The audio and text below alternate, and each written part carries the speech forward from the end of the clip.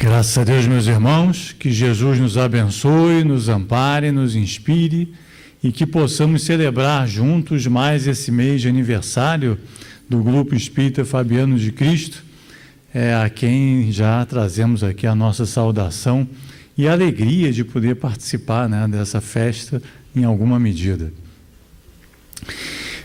Por falar em festa, o tema que aqui nos traz, não sei se foi coincidência, se foi escolhido especialmente para a celebração aí da data, é exatamente a parábola das bodas. Uma das mais preciosas, se é possível escolher alguma, das muitas parábolas de Jesus, mas que se adequa perfeitamente ao nosso momento, aquilo que nós estamos vivendo, e nos enseja muitas e muitas reflexões. Então, esperamos que seja uma conversa útil, prazerosa, e que possamos tirar bons proveitos desse encontro.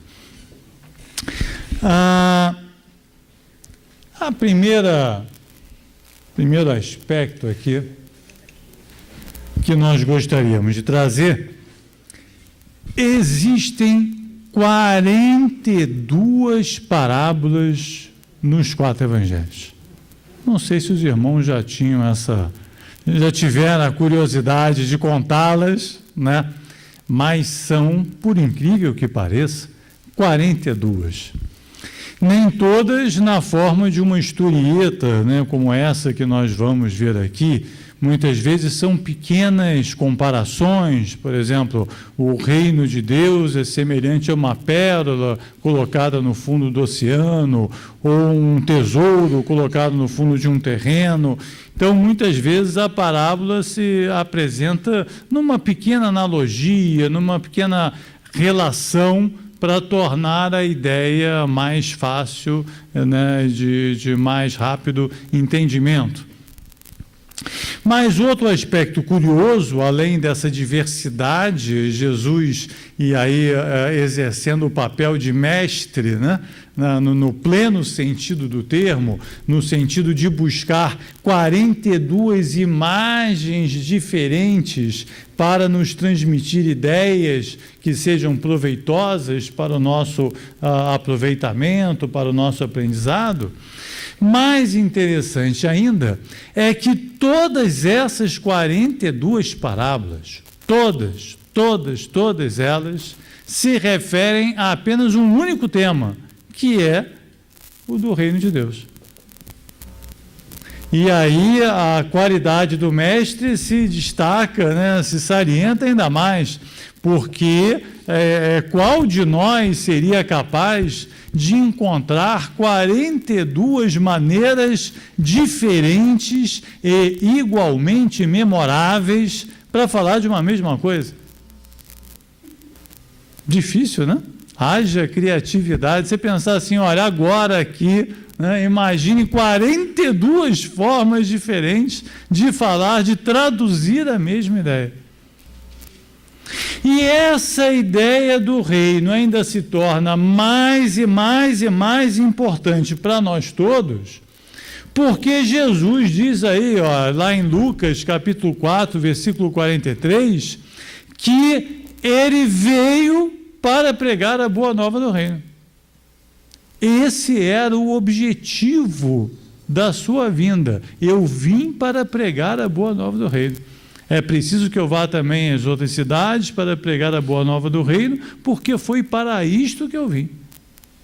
É um dos poucos versículos de todos os evangelhos em que Jesus diz claramente, taxativamente, o objetivo da sua vinda. Eu vim para pregar a boa nova do reino. E aí vem o ponto principal aqui da nossa conversa. Olha aí. Esse reino não surgirá com aspecto exterior, não se dirá ei-lo aqui, ei-lo ali, acolá, porque esse reino está dentro de nós. Vou repetir. Então Jesus se serviu de 42 parábolas diferentes, 42 modos criativos, variados, de trazer a mesma e única, agora sabemos, a única ideia, um tema central do Evangelho. Então você sai daqui sabendo, olha, o tema central do Evangelho é o reino de Deus. Ele diz taxativamente, objetivamente, sem dar motivo a dúvidas, que veio para tratar desse reino e depois acrescenta que esse reino se encontra onde? Onde, gente? Muito bem, dentro de nós. Então Jesus veio falar de algo que está dentro de nós mesmos, dentro da nossa alma, dentro do nosso ser, dentro do nosso coração. E agora nós sabemos algo tão valioso quanto um tesouro colocado no fundo lá do terreno. Tão valioso quanto uma pérola colocada no fundo do oceano, que brilhe a vossa luz. Vós sois o sal da terra, vós sois a luz do mundo. De que servirá o sal se não tiver sabor, senão para ser jogado fora? Vós sois deuses, vós sois filhos do Altíssimo. Um dia fareis as obras que faço e muito maiores ainda fareis. No final ele falou tão bem da gente que a gente decidiu crucificá-lo. Não é? Não nos reconhecemos nessa descrição tão maravilhosa que está fazendo ele da nossa intimidade espiritual, da nossa essência, do nosso destino, da nossa espiritualidade escondida nas entranhas do nosso ser. Né? E aí crucificamos o homem. Mas hoje, graças a Deus, passados 2000 anos, nós já começamos a ter a sensibilidade suficiente e necessária para começar a reconhecer e agradecer essa descrição tão maravilhosa, tão otimista que foi feita a nosso respeito. Porque ela olhou o nosso interior, a nossa essência, e não como numa linguagem mais técnica da psicologia, da psicanálise, olhou o nosso self, o nosso eu essencial, e não o nosso ego, a carapaça, a personalidade, a exterioridade que é passageira, que é transitória e que o tempo leva. A descrição que Jesus nos faz de nós mesmos é a mais exata, é a mais perfeita, porque é eterna. Porque condiz com aquilo que nós somos, apesar daquilo que hoje ainda parecemos ser. Hoje nós fechamos os olhos e só vemos escuridão. Ele olhava nos nossos olhos e via luz. Nós olhamos para nós mesmos e temos incerteza. Ele olhava em nossos corações e tinha fé. Então, e tamanha fé, tamanha certeza, tamanha confiança em cada um de nós, que numa dessas 42 parábolas, associou, relacionou, comparou a descoberta desse reino interior a uma festa. Olha que maravilha! A uma festa. Quer dizer, no dia que nós descobrirmos a melhor parte de nós mesmos, a parte essencial, eterna, verdadeira, constante, duradoura da nossa própria espiritualidade, nós vamos ter motivo para festejar, nós vamos ter motivo para comemorar, nós vamos ter motivo para festejar muito. Não se está referindo nesse aspecto apenas digamos assim, a questão social, né? Não é aqui um reino exterior. É claro que depois podemos até falar um pouco sobre isso, né? Que o desenvolvimento da nossa própria espiritualidade nos torna melhores.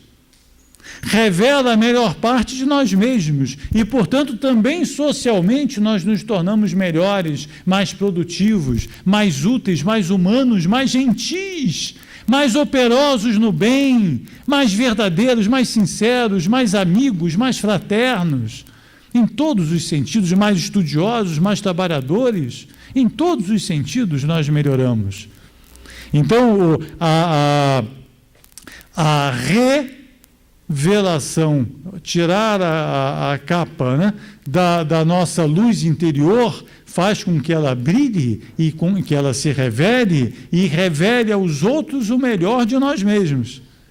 E com isso nós nos tornamos também socialmente melhores. Mas não é essa festa coletiva, exterior, de relacionamento a que se refere aqui Jesus. Não! Ele se refere ao autocontentamento.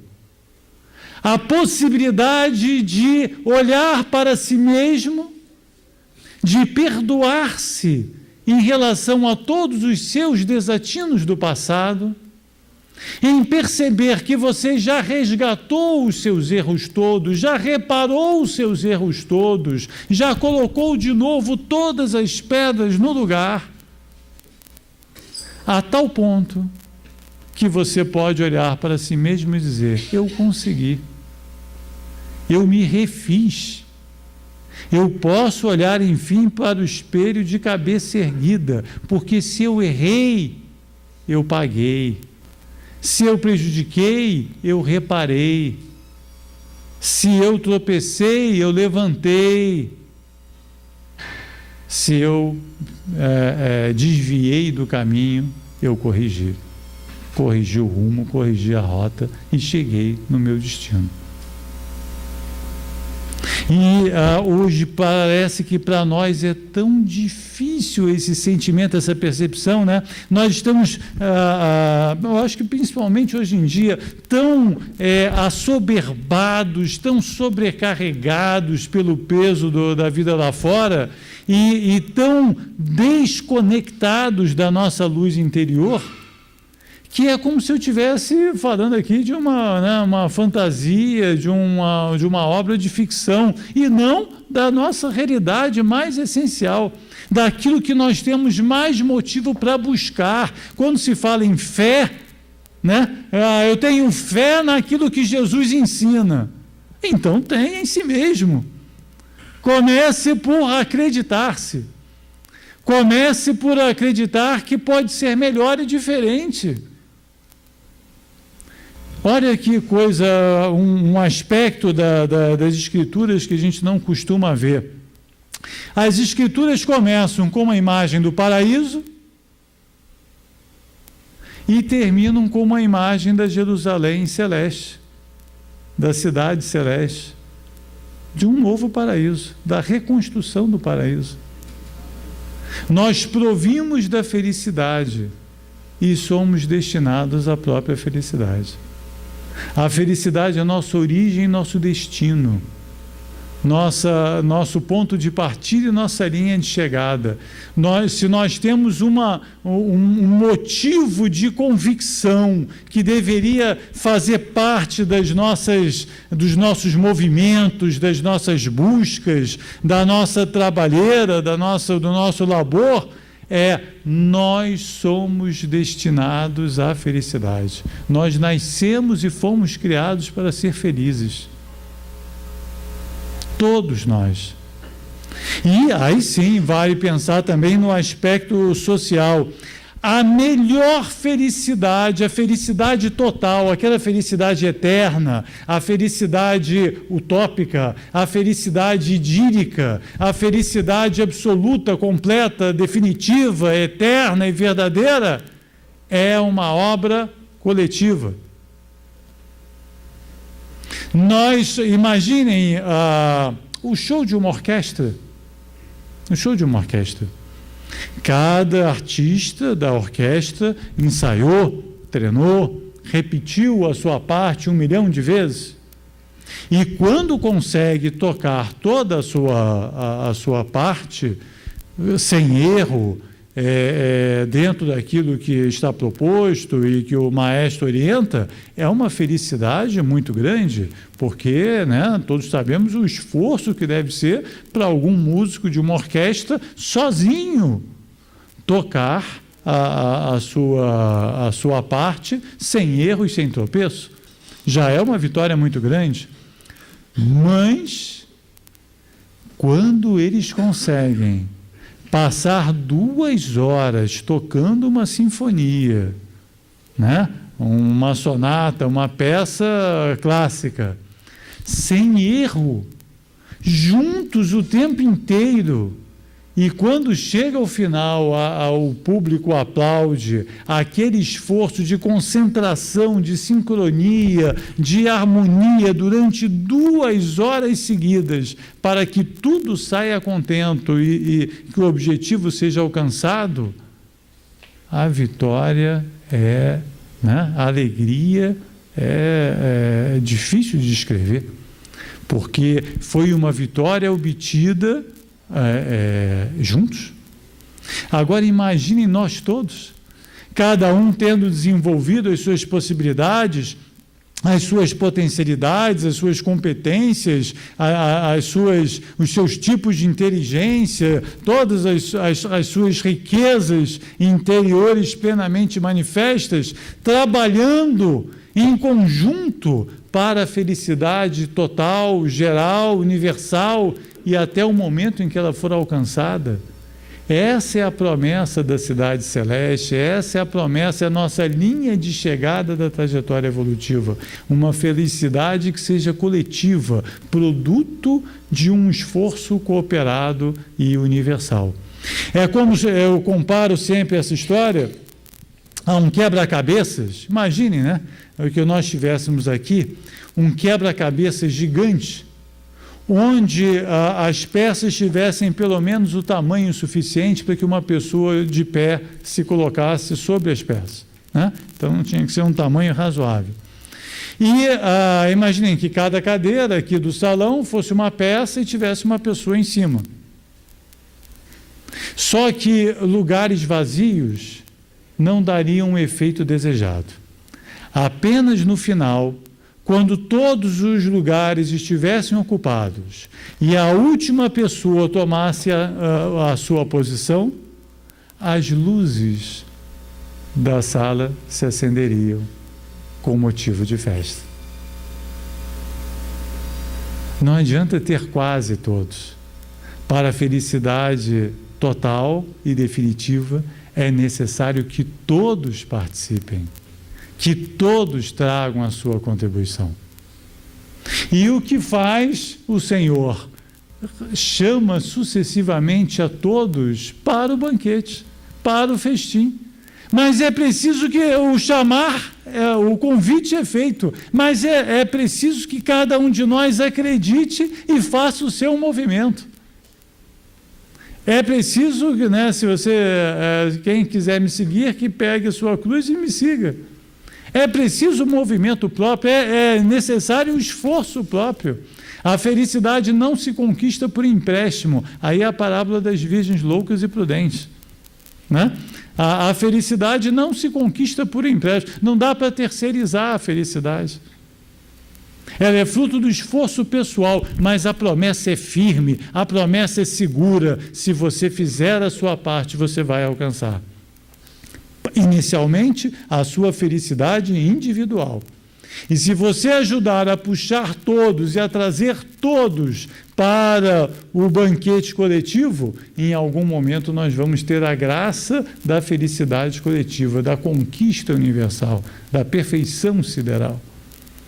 Vamos ver então um pouco dessa parábola e ver, né, o que ela pode representar para a gente em termos de reflexão. Ela está lá em Mateus, capítulo 22, versículos 1 a 14, e tem também uma versão em Lucas, capítulo 14, versículos 16 a 24. Esse resumo que nós vamos ver aqui é baseado em Mateus. Então diz ali: o reino dos céus se assemelha a um certo rei que celebrou as bodas de seu filho e enviou os seus servos a chamar os convidados para as bodas, e estes não quiseram vir. Depois enviou outros servos, dizendo: eis que tenho o meu jantar preparado, os meus bois e cevados já mortos, e tudo está pronto, vinde às bodas.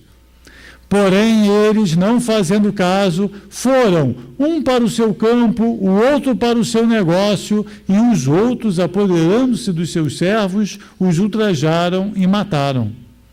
E o rei, tendo notícias disso, encolerizou-se, aqui repetiu, né? E enviando os seus exércitos, destruiu aqueles homicidas e incendiou a sua cidade. Então disse aos servos: as bodas, na verdade, estão preparadas, mas os convidados não eram dignos. E depois às saídas dos caminhos e convidai para as bodas a todos os que encontrardes. E os servos, saindo pelos caminhos, ajuntaram todos quanto encontraram, tanto maus quanto os bons, e a festa nupcial ficou cheia de convidados. E o rei, entrando para ver os convidados, viu um homem que não estava trajado com veste nupcial. E disse-lhe: amigo, como entraste aqui, não tendo veste nupcial? E ele emudeceu.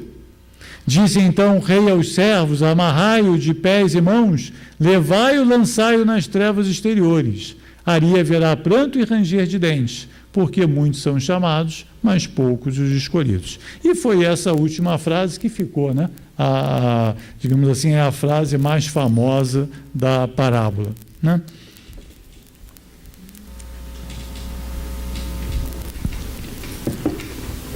Temos, então, diversos momentos da história, e normalmente ela é associada à transição planetária, no sentido de que o primeiro convite seria a primeira revelação, a revelação mosaica, a segunda onda de convite seria a revelação cristã, e aí que matam os mensageiros, seriam os sacrifícios dos cristãos primeiros e do próprio Cristo, e a terceira revelação é essa que chama os bons e maus, no sentido de convite é aberto a todos, mas é preciso trazer a veste nupcial, é preciso trazer a pureza, pelo menos de coração, a sinceridade no arrependimento, para que, pelo menos a partir dele, possamos participar da festa. É uma leitura válida, digamos assim, que se aplica, né, num certo sentido, aos nossos tempos presentes, com o cuidado, sempre que eu ouço falar nessa questão da transição planetária e da separação do joio e do trigo, eu sempre vejo as pessoas pensarem assim: o outro é que é o joio, né? Não é isso? Na separação do joio e do trigo, o joio são sempre os outros. Há uma estranha coincidência, é uma matemática que não bate, né? Porque se todo mundo é joio, cadê o trigo, né? Só tem um, que sou eu, né? E um cuidado que a gente deve ter. E outra coisa, não dá para ficar feliz com essa separação, né? Imagina, se você tiver um filho que vá lá para o planeta, né, dos expatriados, você vai ficar feliz? Né? Um pai, uma mãe, um irmão, um amigo, que felicidade é essa? Parece aquela ideia antiga do céu, né? Eu vou para o céu e aí os parentes ficam lá no inferno. Que felicidade é essa, né, de céu e inferno? Como é que eu posso ser feliz se aqueles que eu amo não são felizes também? Né? Então, a gente tem que tomar sempre muito cuidado com essa ideia de separação de joio com trigo. De repente, a gente pode ser o joio e não percebe, né? E outra coisa, não tem esse recado de universalidade que é dado nessa interpretação, nesse nível de interpretação da parábola, que é a universalidade do convite. Ninguém pergunta a sua religião, ninguém pergunta o seu partido, ninguém pergunta a sua crença, ninguém pergunta a sua idade, ou isso, se você é pobre, se é rico, se digamos assim, africano, americano, asiático, qualquer, né, que seja a sua origem. O que vale é a pureza de coração. Nem se você é mal ou bom, olha que interessante, nem se você é mal ou bom, não importa o que você foi, importa que você se arrependeu, que você tem a pureza do coração, é o bom ladrão da passagem bíblica, né? Pelo menos já está arrependido. Né? Quando Jesus diz assim, fora da caridade não há salvação. E aí você vai lá no Livro dos Espíritos, na questão 886, e a definição de caridade é benevolência, tolerância e perdão. Né? Ou seja, não nos está pedindo virtude alguma. A caridade é a virtude de quem não tem virtude ainda. A caridade é a virtude daquele que, reconhecendo os seus próprios erros, pelo menos perdoa, releva e é benevolente com os erros alheios. A caridade é a flor que oferece àquele que não tem autoridade para tirar a primeira pedra, ou para tirar pedra alguma. Já pensou nisso? Então, quando você percebe que, se tivesse no episódio bíblico, você também hoje, agora, não teria autoridade para atacar pedra alguma, que você e eu e todos nós temos erros, somos repletos de erros, cheios de problemas, cheios de dificuldades, cheios de limitações, não deveríamos jamais levantar a voz e apontar o dedo do erro de quem quer que seja. Porque quando você está apontando o erro do outro, tem 3 dedos pelo menos apontados para você e um apontado para cima, lembrando que só Deus pode julgar. Né? Então, se nós tivéssemos a humildade necessária para só cuidar dos nossos próprios erros, para só atentar para eles e para ser humilde a partir da consciência deles, nós jamais apontaríamos e teríamos dificuldade de lidar com os erros dos outros. Somos nós os coxos, os estropiados, os cegos e os paralíticos do Evangelho. Não precisa procurar em lugar nenhum, somos nós. E não tem, digamos assim, condição mais favorável do que esse ou aquele. Diz assim, mas ele comete aquele erro assim, assim, assado. Quem sabe da sua trajetória espiritual? Quem sabe se você não fez coisa pior? É porque você não lembra. Graças a Deus você não lembra. Né? Bendito o esquecimento. Se você lembrasse o seu passado, você não conseguia sair na rua de vergonha. Qualquer um de nós. Qualquer um de nós. Não conseguia sair na rua de vergonha. Por isso, Deus, do nosso nível atual, permite que a gente não lembre. Porque aí você tem a chance de começar de novo. Aí você nasce, né, com um parente difícil. Que parentela difícil que eu fui nascer. Vai ver o que você fez a eles no passado. Que chefe difícil que eu tenho. Vai ver o que você fez no passado. Né? Então, nós, independente de sermos bons ou maus, nós não estamos num concurso de virtude. Não se reconhece o espírita, o verdadeiro espírita, pelo fato de ser santo. Reconhece o verdadeiro espírita pela sua transformação moral. O que você era antes de ser espírita? No que você se tornou depois de se tornar espírita? Essa é a pergunta. E isso vale também para qualquer religião. O que você que se diz católico, o que você era antes de ser católico e o que você virou depois de ser católico? Que mudança, que efeito provocou a crença que você diz adotar? Eu sou isso.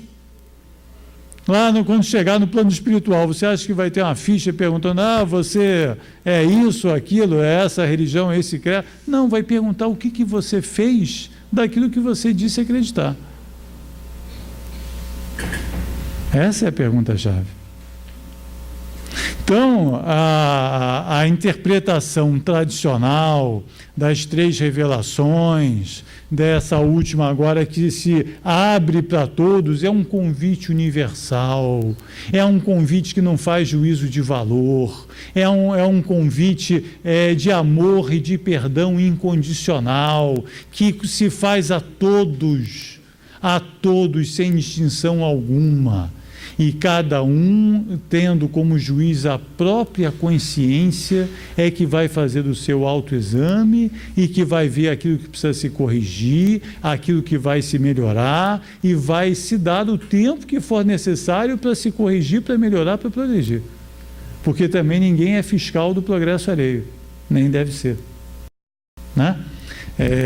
Lembra do Pai Nosso: o Pai, perdoa as nossas ofensas, assim como nós perdoarmos aqueles que nos têm ofendido. A medida do perdão das suas faltas, quem dá é você. Aí, às vezes eu ouço espírita dizer isso. Isso eu não perdoo. Você que sabe. Você que diz. Né? Porque quando você diz isso eu não perdoo, alguma coisa sua também você vai ter dificuldade de lidar quando chegar no plano espiritual. Alguma coisa em si mesmo também vai ser muito difícil de se perdoar. Talvez a intolerância seja a coisa mais difícil. Né? Você deveria ter tido mais humildade para perdoar mais facilmente o erro do outro. A falta do perdão é uma manifestação de orgulho. Quando você diz que não perdoa o erro alheio, você está se colocando como melhor, né? Como se eu estivesse numa situação superior. Pense nisso. Mas vamos lá. O reino de Deus está dentro de nós. Então, mesmo reconhecendo como razoável e como aceitável e como útil e oportuna e digna a interpretação das 3 revelações, nós não deveríamos perder a oportunidade de desenvolver um pouquinho uma interpretação também intimista, psicológica, né? Para poder olhar outros aspectos da parábola que, de repente, podem também ser muito úteis para a nossa compreensão. Vamos ver? Olha aí, ó. A verdadeira festa se passa dentro de nós e chama-se felicidade. Isso nós já vimos. Né? Então, a primeira tomada de consciência que eu preciso fazer: o meu destino é felicidade. Eu posso estar como o filho pródigo na pior situação possível, né?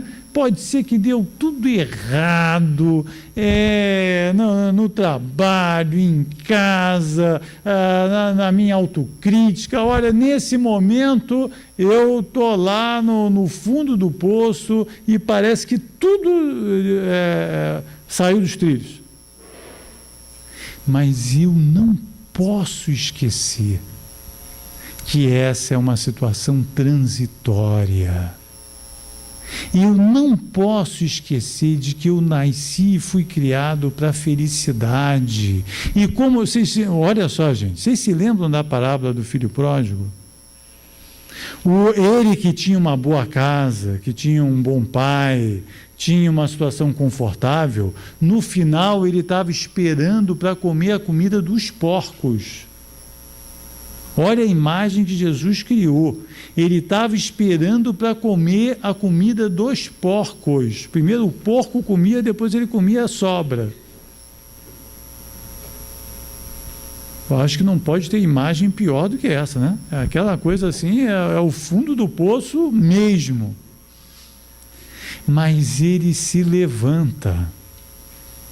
E trôpego, e cambaleante, e magro, e miserável, e maltrapilho, envergonhado, ele vai se arrastando do jeito que pode de volta à casa paterna, de volta à felicidade.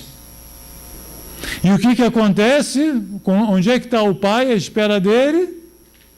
No meio da estrada, de braços abertos. E o que acontece quando ele chega na casa do pai? Uma festa. Olha, uma festa. Manda matar o boi lá mais gordo possível, manda botar uma túnica nele, né? Manda botar joias, bota perfume, quer dizer, dá toda manda fazer uma festa, chamar os funcionários, chamar todos para fazer uma festa pelo filho que voltou. É a ovelha perdida. Então, qualquer que seja a situação que nós nos encontremos hoje, nós não podemos esquecer isso. Nosso destino é a felicidade. Nós temos, talvez, que fazer uma reflexão. De repente, como filho pródigo, eu peguei um caminho torto. De repente, eu me desviei da rota. De repente, eu me afastei do pai pelos meus comportamentos e não sei. E não me dei conta. Quantas vezes a pessoa se pergunta no meio da vida, onde é que eu me perdi? Onde é que eu me desviei? Naquele momento as coisas eram tão boas, por que depois deixaram de ser? O que eu faço para voltar? Como é que eu faço a volta? Né? Então, essa pergunta é válida. É uma pergunta madura, de quem está dizendo, olha, eu peguei algum caminho errado aqui no meio do caminho. Mas eu posso voltar. E eu tenho uma bússola. Eu tenho uma bússola espiritual que me diz que eu não posso esquecer em momento algum. O meu norte é a felicidade. E eu vou seguir esse caminho. O problema é saber como, né? Como é que eu faço para chegar lá? Então, aí a ideia da festa. E por que ainda Jesus era muito detalhista nas suas comparações, né? Normalmente, no momento do casamento, é uma das festas mais felizes que a humanidade já criou, né? É ali que se constrói a família, as pessoas estão cheias de esperança, cheias de contentamento, as famílias reunidas, tem música, tem comida, tem bebida, tem todas as condições para um momento de respiro na trajetória terrestre, um voto de confiança mútua, uma aposta, né, que está sendo feita, uma solidariedade, um amor que existe naquele momento e que nos faz nos sentir melhores, mais fortes, mais firmes para enfrentar a vida, né? A vida fica melhor a dois. Fica melhor, é tudo mais fácil, né? O peso é menor quando você tem alguém para dividir as dificuldades, né? Então ele se serve, não é uma festa qualquer, é uma festa de casamento. Qual é o fenômeno que Jesus realiza? É aonde? Na festa das bodas de Caná, né? Olha como é que ele é o tempo inteiro, né? Se serve dessa imagem recorrente do casamento como um momento importante, né? Então, não é uma festa qualquer, é uma festa de casamento. Mas como pode alguém casar-se consigo mesmo? Que história é essa, né? Como é que a gente pode entender, já que é uma festa íntima, não é um casamento, não é uma festa exterior, então estamos falando de aspectos internos nossos. Como é que isso se realiza? Nós podemos nos servir dessa imagem da obra No Mundo Maior, de André Luiz, A Casa Mental, nos 3 aspectos da nossa consciência, né? Nessa obra, André Luiz nos ensina que nós temos 3 andares, por assim dizer, dentro da imagem que ele cria, dentro da nossa consciência. Nós estamos habituados a pensar só no consciente, que é o nosso domicílio das conquistas atuais. Mas existe também a casa das noções superiores, o nosso futuro, as nossas potencialidades que estão armazenadas num cantinho superior da nossa consciência, a nossa consciência profunda. cujo um dos seus aspectos é o superconsciente. E há também a residência dos nossos impulsos automáticos, o nosso passado, que é o subconsciente. Então, quando se fala em inconsciente, na verdade é o somatório aqui de subconsciente e superconsciente. É aquilo que nós não temos consciência, mas eles não são iguais. Eles têm dois tipos, dois níveis, dois aspectos. Um é o nosso passado. Você respira sem pensar, né? Você não precisa pensar, você não precisa fazer força, a não ser, por exemplo, você vai fazer uma fisioterapia respiratória. Aí você precisa pensar para inspirar e para expirar. Mas normalmente você respira o tempo inteiro e não precisa pensar. O seu coração bate sem você fazer força. É um automatismo, é um condicionamento evolutivo criado ao longo de milênios, né? Você vai no automático. Então, esse é produto do nosso subconsciente. E nós temos também dentro de nós milhares de surpresas, milhares de revelações, milhares de talentos que vão se desdobrar, que vão se revelar, que vão se manifestar conforme o nosso andar. Não tem aquela história que o caminho é feito conforme você anda? As dificuldades da vida, as dificuldades da encarnação, que é provisória, que é temporária, que é precária, que é curta, comparada com a eternidade da vida do espírito, essas dificuldades que nós enfrentamos na vida material são estímulos para o desenvolvimento das nossas faculdades, das nossas potencialidades.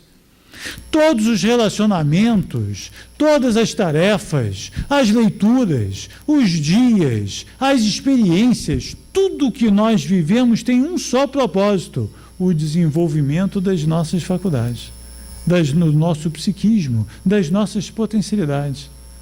A vida é um jogo, mas um jogo no sentido positivo, um desafio, um exercício contínuo, um esforço que se requer, uma fisioterapia da alma, para espíritos rebeldes que de outra forma não se manifestariam. Nós somos os paralíticos lá, outra vez do Evangelho.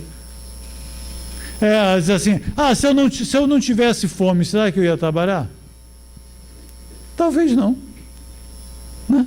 Na nossa condição atual, na característica do nosso espírito, na condição atual dele, nós nos habituamos a uma certa paralisia e a fome e a necessidade física servem como uma espécie de um acicate, né? de um empurrão para nós desenvolvermos, mas a partir dessa necessidade, você vai estudar, você vai trabalhar, você vai se relacionar com as pessoas, você vai aprender, você vai descobrir, você vai empreender, você vai realizar, você vai conquistar um monte de coisas.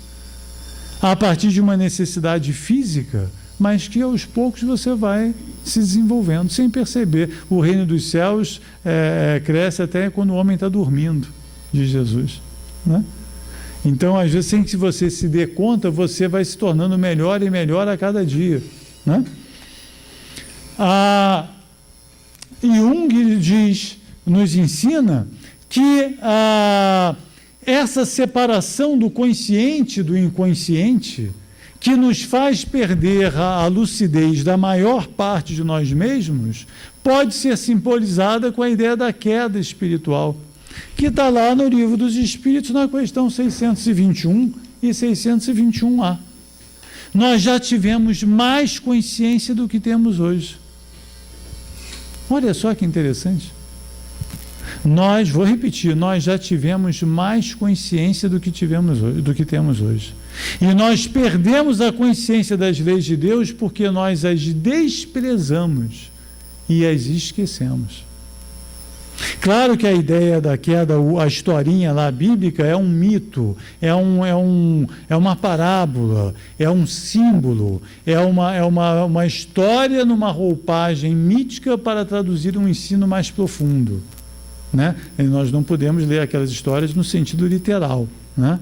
Mas se você souber sobrepairar o mito, o símbolo, e buscar nele a verdade essencial, aquilo que ele revela, o fato é que nós já tivemos mais consciência do que temos hoje e estamos no processo evolutivo, recuperando a consciência perdida. Daí a ideia de evolução, é movimento para fora.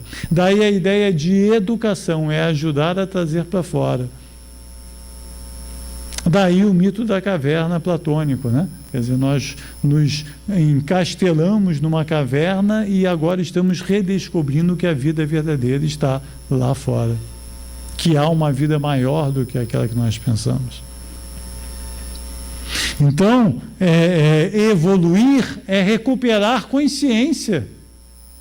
E as dificuldades da vida e tudo que nós... Não existe acaso. Você nasceu no lugar certo, na hora certa. Eu ouço muitas pessoas dizerem assim, no Facebook, né? Facebook é uma maravilha, né? Aí você diz assim, na Finlândia tudo funciona. No Japão tudo funciona. Na Suécia a vida é maravilhosa. Aí você pergunta, mas por que eu nasci no Brasil? Né? Nasceu porque há alguma lição para aprender aqui agora. Assim como quem nasceu lá no Japão tem alguma lição para aprender lá, como quem nasceu na Suécia, e pode ser que na próxima vida você nasça no Japão e o sueco nasça no Brasil. Não existe essa geografia, né, de que você vai ter que nascer a vida inteira nos mesmos lugares, na mesma situação. Não existe isso. Você nasceu no momento histórico, nas circunstâncias mais apropriadas ao desenvolvimento da sua personalidade, das manifestações das suas potencialidades. Não acredite no acaso. O acaso não existe. O acaso não produz equilíbrios. Por que um planeta não bate no outro? Que matemática é essa perfeita que faz com que as esferas circulem pelo espaço e tudo funcione maravilhosamente bem? Justo no seu caso, tão pequeno seria a nossa vida produto do acaso? Então não creia no acaso. E perceba, entenda que todas as circunstâncias da vida que você vive, com todas as dificuldades, são transitórias, são passageiras e foram colocadas no seu caminho exclusivamente para o seu desenvolvimento. Aí você diz assim, mas dói! Dói! Tem situações da vida que são dolorosas demais. Mas pensa na mãe quando vai levar a criança para tomar injeção. Não dói também? A criança não chora, mas a mãe não carrega a criança no colo, não dá beijinho logo que ela toma a injeção, faz carinho, dá pirulito, faz festinha para passar logo a dor. Deus faz assim também com a gente. A dor é aquela que nós construímos para nós mesmos, mas todos os elementos são colocados ao nosso redor em nosso benefício, para nosso consolo, para o nosso ânimo, para o nosso fortalecimento. É que a gente fecha às vezes os olhos e não vê. A gente não sabe quanto nós somos ajudados, quanto nós teremos a agradecer quando chegar do outro lado, olhar para trás e ver aquela história das pegadas na areia, que não foi um só que nos carregou, não. Tinha uma pá de óleo, um bando de gente nos carregando na areia e só nós não vimos. Mas, enfim, o homem encontra em si mesmo o seu Cristo interno, o seu Deus imanente, a partir das experiências que vive, a partir das situações que experimenta. E entender isso, entender o propósito da vida, entender o propósito das dificuldades, entender o propósito das circunstâncias e que tudo foi feito para o aprendizado, talvez seja um dos primeiros elementos para você se reencontrar consigo mesmo e viver melhor e começar a ter alguma felicidade a partir de já. Porque quando você briga com a vida, quando você reclama da vida e reclama de tudo e reclama de todos, você está se chocando com aquelas escolhas que fez antes de encarnar. No momento que você tinha lucidez maior dos seus erros e que agora está prejudicada. Mas acredite em você mesmo. Acredite que as circunstâncias que você vive hoje são fruto de uma escolha no plano espiritual. E que o que você só precisa é de um pouco de paciência, um pouco de confiança, um pouco de esperança, um pouco de fé, um pouco de bom ânimo para poder superar essas deficiências e chegar ao final da trajetória de cabeça erguida, podendo dizer: eu venci o bom combate.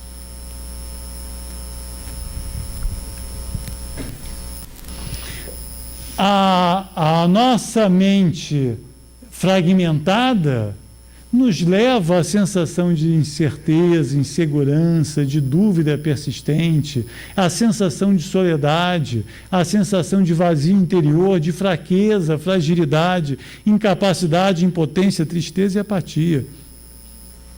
Tudo isso é fruto dessa fragmentação da nossa psique, dessa fragmentação da nossa consciência.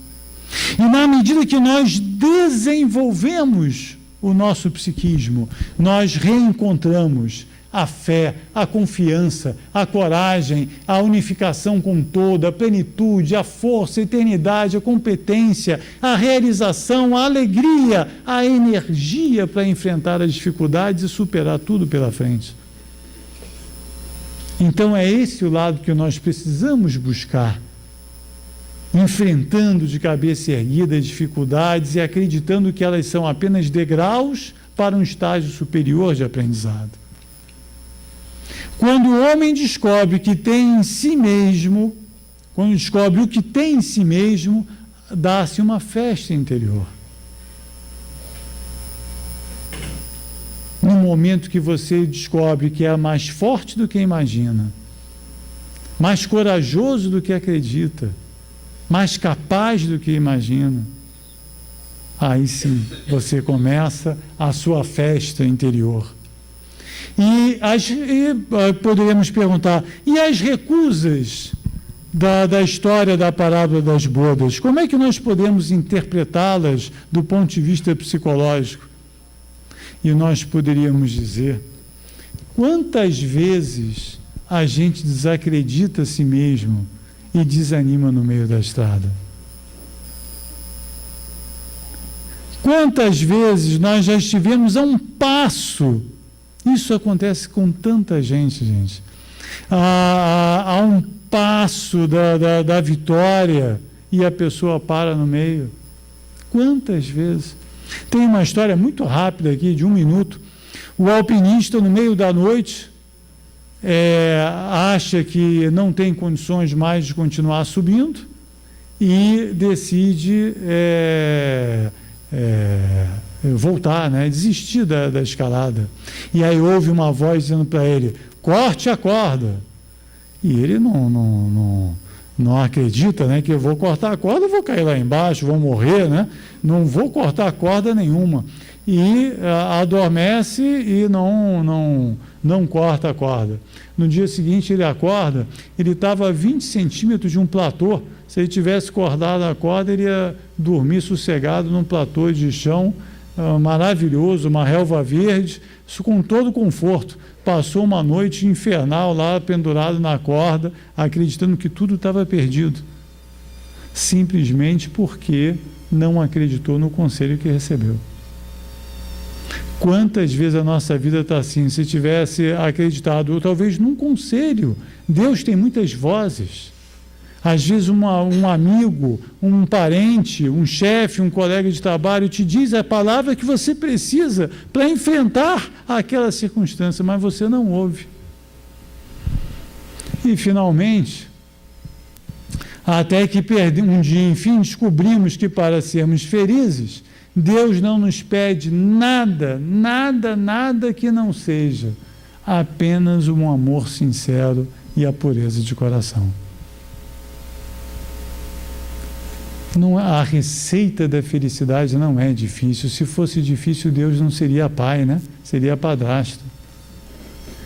Ama.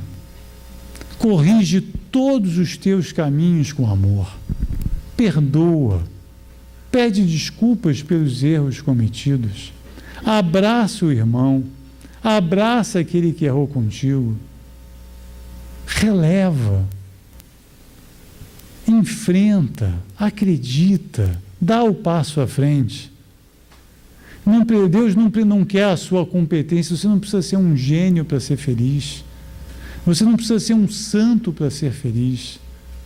Mas você não sabe quanta felicidade está ao alcance de nós todos, com um pouquinho de boa vontade, com um pouquinho de amor e um arrependimento sincero por todos os erros cometidos. Quem sabe a nossa festa pode começar ainda hoje, acreditando, em alguma medida, nessa receita tão simples, nesse verdadeiro caminho da felicidade. Que Jesus nos abençoe. Esperamos que tenha sido uma conversa útil e proveitosa, que possamos todos levar para a nossa reflexão a maravilhosa parábola das bodas. Muita paz. Graças a Deus.